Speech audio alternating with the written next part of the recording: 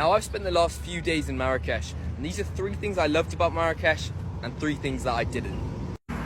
Something I loved was the English-speaking locals. This helped me a lot. I haven't spoken a lot of English to locals over the last few weeks. It's been a bit of Dalija, a bit of English, a lot of language barrier, so it was really nice to have good conversations with the locals.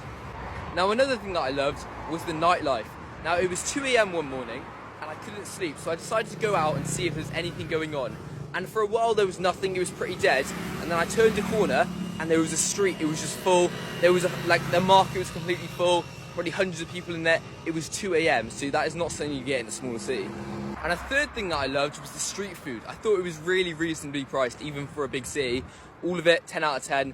I had one of these chips on a stick, and it cost like £3.50 in the UK, and it cost me like 40p here, so really happy with the street food.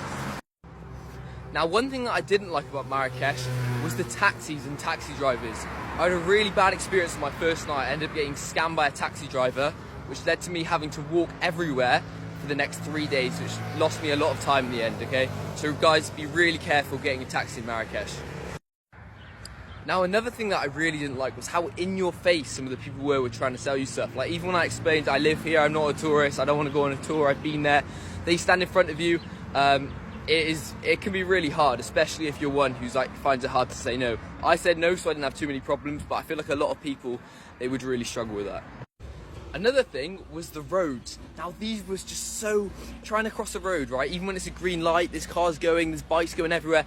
You have to be so vigilant as you cross a road. Doesn't matter if it's a green light, zebra crossing, it's not like in the UK at all. You need to get your head in the game and try not to die.